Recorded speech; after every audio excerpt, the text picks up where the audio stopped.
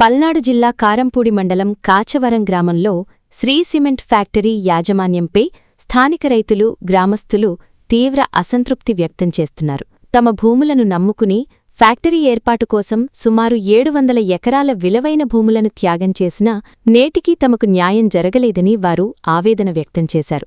గ్రామంలో ఏర్పాటు చేసిన మీడియా సమావేశంలో బాధితులు తమ గోడును వెళ్లబోసుకున్నారు. ఫ్యాక్టరీ స్థాపనకు ముందు స్థానిక యువతకు శాశ్వత ఉద్యోగాలు కల్పిస్తామని యాజమాన్యం గొప్పలు చెప్పిందని, కాని ఫ్యాక్టరీ ప్రారంభమై 2 ఏళ్లు గడుస్తున్నా స్థానికులకు కనీసం ఒక్క శాశ్వత ఉద్యోగం కూడా కల్పించలేదని రైతులు ఆరోపించారు. భూములు కోల్పోయి ఉపాధి లేక తాము తీవ్ర ఇబ్బందులు పడుతున్నామని వాపోయారు. ఫ్యాక్టరీ మైనింగ్ కార్యకలాపాల వల్ల గ్రామంలో దుమ్ము, ధూళితో పాటు శబ్ద కాలుష్యం తీవ్రంగా పెరిగిందని గ్రామస్తులు ఆరోపించారు.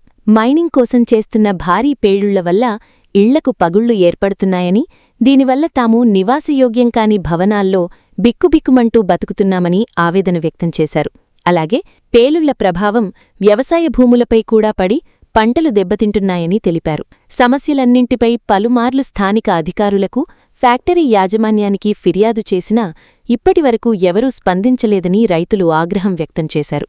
ఈ నేపథ్యంలో తమ డిమాండ్లను ప్రభుత్వం సీరియస్గా తీసుకోవాలని వారు కోరారు. భూములు కోల్పోయిన ప్రతి కుటుంబానికి తగిన ఉపాధి కల్పించాలి. ఉద్యోగ నియామకాల్లో స్థానిక యువతకు ప్రాధాన్యత ఇవ్వాలి. కాలుష్య నివారణకు, ఇళ్ల పగుళ్ల నష్టపరిహారానికి యాజమాన్యం బాధ్యత వహించాలి.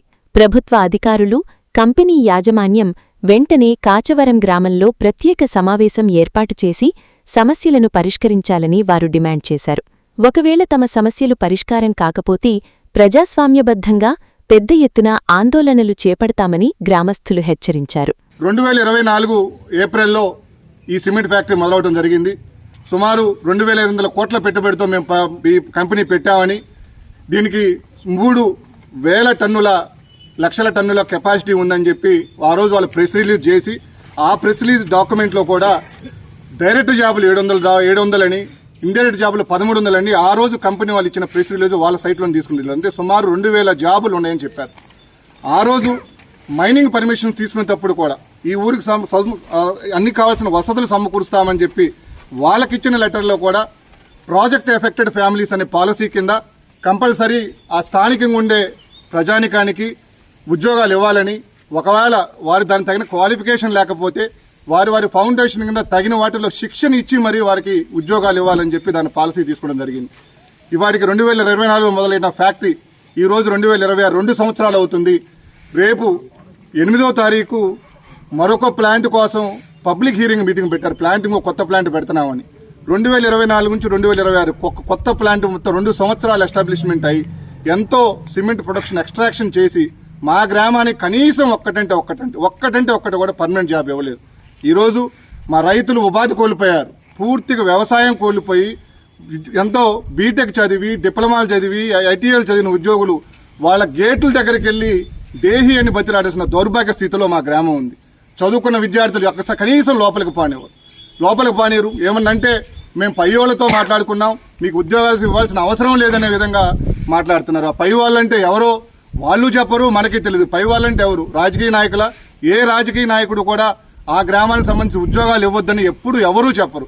మరి అధికారులు చెప్పారంటే అది లేదు. పై వాళ్ళకి చెప్పామంటాం.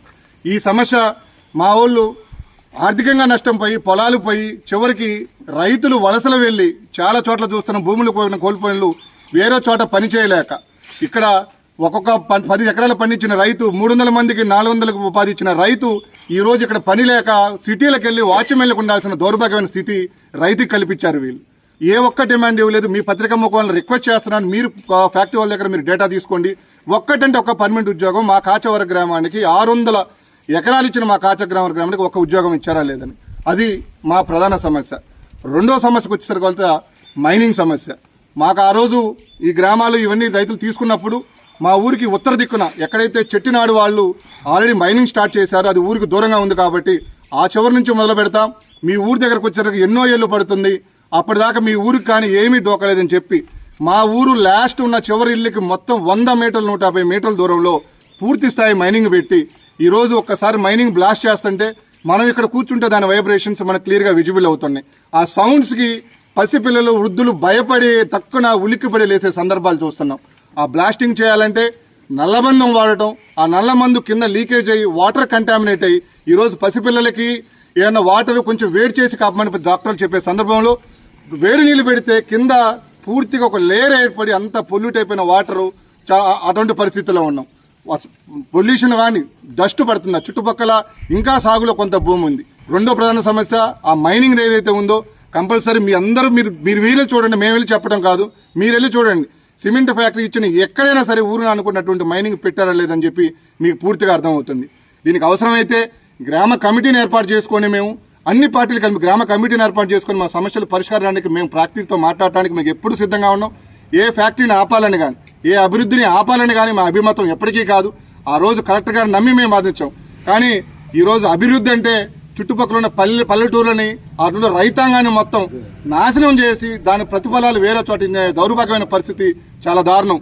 మనం జనరల్గా ఆ రోజున శ్రీ సిమెంట్ యాజమాన్యం గ్రామంలోకి వచ్చి పార్టీలకు సంబంధం లేకుండా అందరూ పొలాలు ఇచ్చారు. ఏదో ఆర్థికంగా అందరూ బాగుపడతారు, ఆంధ్ర రాష్ట్రం కూడా డెవలప్ అవుతుంటుంది, వీటి వల్ల ఉపాధి కలుగుతుంటుంది, పొలం పనులు లేని వాళ్ళకు కూడా ఏదో ఒక జాబులు ఉద్యోగ అవకాశాలు ఏదో ఒకటి ఉంటాయని చేశారు.